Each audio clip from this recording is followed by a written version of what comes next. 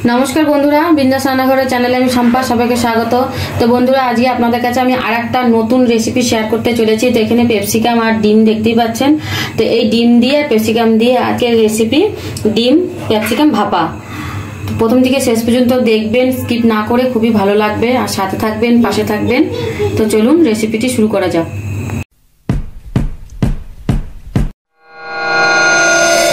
ক্যাপসিকামটাকে আমি আগে ধুয়ে নিয়েছি। এবারে আমি এখানে যে নিচের যে অংশটা আছে এটাকে আমি কেটে বাদ দিয়ে দেব। আমি এইভাবে ক্যাপসিকামগুলোকে ভেতর থেকে ছাড়িয়ে নিয়েছি।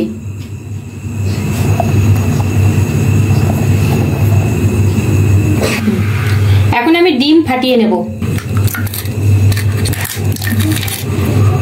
নুন ডিমটাকে ভালো করে মিশিয়ে নেব।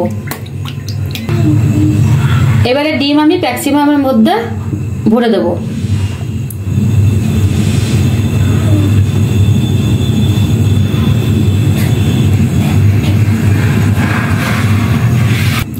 এইভাবে আমি সব ক্যাপসিকামগুলোকে করে নেব।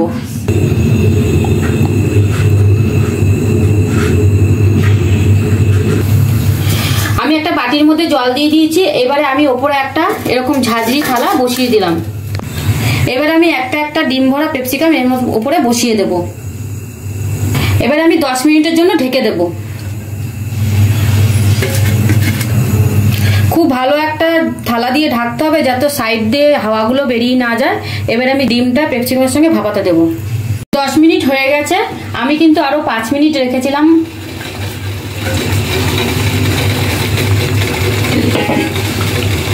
তো খুব সুন্দরভাবে ডিমগুলো কিন্তু ভাপা হয়ে গেছে। আমি কিন্তু এখানে একটা কাঠি দিয়ে ভেতরে ঢুকিয়ে দেখেছি যে ডিমটা ভেতরে কিন্তু কাঁচা নেই, সিদ্ধ হয়ে গেছে। আর এদিকে ক্যাপসিকামগুলো কিন্তু সিদ্ধ হয়ে গেছে। এখন আমি ভাপা ক্যাপসিকামগুলোকে উঠিয়ে নেব। এবারে আমি ক্যাপসিকামটাকে ভালো করে পিস পিস করে কেটে নেব।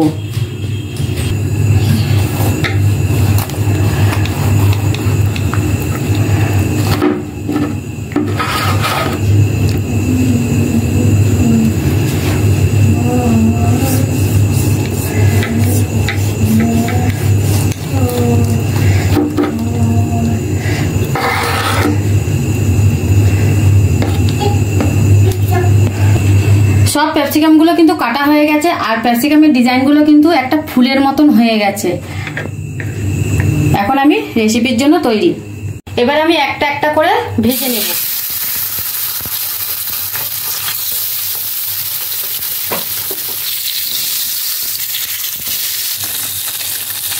একদিক ভাজা হয়ে গেছে, আমি আরেকদিক উল্টে দিচ্ছি।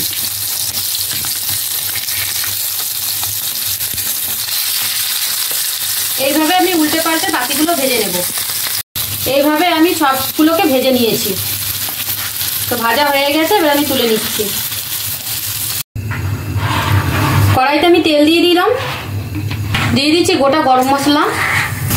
এখানে একটা বড় সাইজের পেঁয়াজ নিয়ে নিয়েছি। পেঁয়াজ,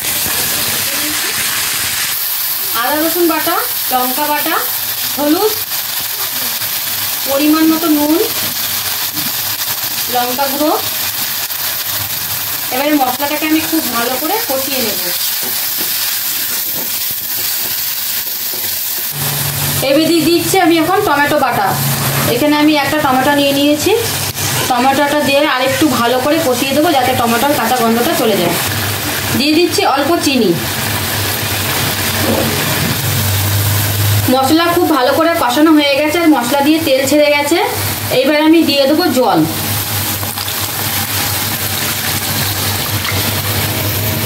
এবার আমি একটা একটা করে ক্যাপসিকাম ভাপা দিয়ে দেব।